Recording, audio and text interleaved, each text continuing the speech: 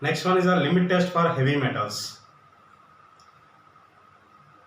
So this limit test for heavy metals is designed to determine the content of metallic impurities so that can able to produce the color by hydrogen sulfide or sodium sulfide, and the color which is produced by these metal impurities should not more than that of the color produced sodium sulfide under the conditions of the test should not exceed the heavy metal limits which are given in the specified individual pharmacopoeial monograph. The general heavy metals which are present as impurities are iron, copper, lead, nickel, cobalt, bismuth, antimony, etc. So that limit test for heavy metals is indicated in the individual monograph of every substance as ppm, that means parts of lead per million parts of the substance. So it is expressed as parts of lead per million. So this indicates that if the substance which is having a impurity and that can able to produce the, so that means if the substance having the heavy metals as impurities and that can represented as the in terms of lead impurity, that means the color intensity produced by the heavy metals as impurity in the substance is compared with the known amount of a known quantity of standard lead nitrate, and this can be stated as the heavy metal limit and is expressed in parts of lead per million parts of the particular test substance.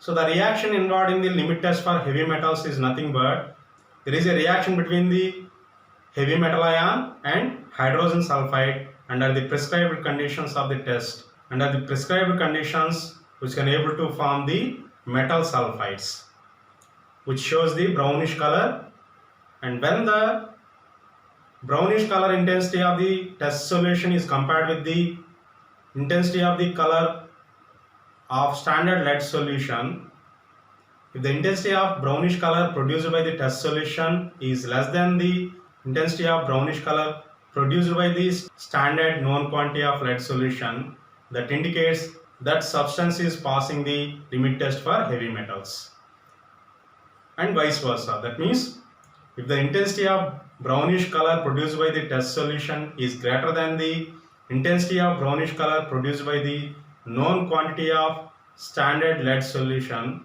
that indicates the substance is not passed the limit test for heavy metals. The Indian pharmacopoeial limit for heavy metals is about 20 ppm, so that means parts of lead per million. The Indian pharmacopoeia has adopted three methods. The method 1 is applied for the samples which give a clear solution under the specified conditions of the test, and method 2 is applicable for the samples which do not give clear solutions under the specified conditions of the test. And the third method is used for the substances which give clear colorless solutions in sodium hydroxide medium. These are the three methods which are adopted by the Indian pharmacopoeia for conducting the limit test for heavy metals. And coming to the modified limit test for chlorides. So in previous video we already discussed about the limit test for chlorides and limit test for sulfates. So the basic difference between the normal limit test for chlorides or sulfates and modified limit test for chlorides and sulfate is nothing but the limit test for chlorides, which is discussed in previous video, is applicable for the colorless substances. But in case of colored substance, like in case of potassium permanganate, when you want to check whether the potassium permanganate having the chlorides as impurity within the limit or not, in that case the color of the manganese which is present in the potassium permanganate will also interfere with the result of limit test for chlorides. For that reason we have to remove the manganese color or manganese substance before conducting the limit test for chlorides. So there is a changes are made in the limit test for chlorides, and that is considered as the modified limit test for chlorides. So here we can see the operators glassware required or chemicals required for the modified limit test for chlorides. As same as that of the limit test for chlorides will require the Nessler cylinder, glass rod, measuring cylinder, pipette, droppers, rubber stoppers, etc. And chemicals required in case of modified limit test for chlorides are dilute nitric acid, silver nitrate, sodium chloride, ethyl alcohol, and test sample, that is nothing but the potassium permanganate in this case. And coming to the principle involved in the modified limit test for chlorides, this modified limit test for chloride is performed for colored compounds or colored samples. So in that, first the potassium permanganate is decolorized by boiling with ethanol. So we have to remove the color of potassium permanganate. Remove the color of potassium permanganate by boiling with ethanol. So then after filter the boiled potassium permanganate to remove the manganese dioxide precipitate. Then the obtained filtrate is subjected for limit test for chlorides. So here is the reaction for removing the color of potassium permanganate. The potassium permanganate is treated with the ethanol and it is subjected to heating, subjected to boiling. Then the manganese dioxide is precipitated. So the manganese dioxide is responsible for color of potassium permanganate, so that we can remove the manganese dioxide as a precipitate from this potassium permanganate. Okay. So then after the filtrate which is obtained is subjected for limit test for chlorides. So the remaining procedure is same as that of the normal limit test for chlorides. So that means the chlorides which are present as the impurity in the potassium permanganate filtrate is treated with silver nitrate in presence of acidic medium. So that is the dilute nitric acid.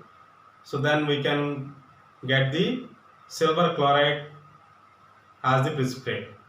So this can able to form the turbidity or opalescence, and we can compare the opalescence of the test solution and standard solution. So based upon the whether the turbidity or opalescence produced by the test solution is less than the turbidity or opalescence produced by the standard solution, then we can conclude that whether the sample is passing the limit test for chlorides or not. Here are the procedures for preparation of each and every reagent which are used in the modified limit test for chlorides, and is the procedure for preparation of the test solution. So that means dissolve 1.5 grams of potassium permanganate in 50 ml of distilled water and heat this on water bath. While heating, add 6 ml of ethanol, so that is about 95% gradually, and then cool and dilute to 60 ml with distilled water and filter the content, and from that filtrate take 50 ml into the test Nessler cylinder, and into the standard Nessler cylinder we will take the standard solution of sodium chloride which is similar to as mentioned in the normal limit test for chlorides. Okay, here is the procedure for normal limit test for chlorides, so which is same as described in the previous video. And coming to the modified limit test for sulfate, so this is also designed to determine whether the sample is containing sulfate as impurity within the limit or not in colored samples. So that means in case of potassium permanganate is the colored sample. So in this case, the color of this potassium permanganate will influence or interface the final result of limit test for sulfates.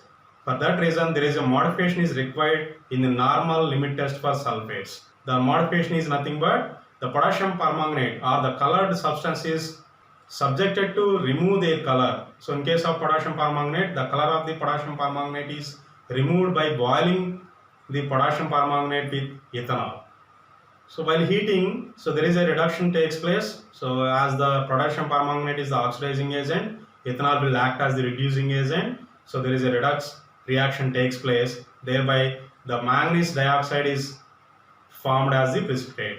When you remove the manganese dioxide by filtration, so then we can decolorize the potassium permanganate sample. So then after the filtrate is subjected for procedure which is involved in the normal limit test for sulfates. Finally, we can get the conclusion based upon the comparison of opalescence or turbidity between the test solution and standard solution. So this is about the modified limit test for chlorides and sulfates. So up to now in this video, we discussed about the limit test for iron, limit test for arsenic, limit test for lead, limit test for heavy metals, and finally we discussed about the modified limit test for chlorides and sulfates. Thank you.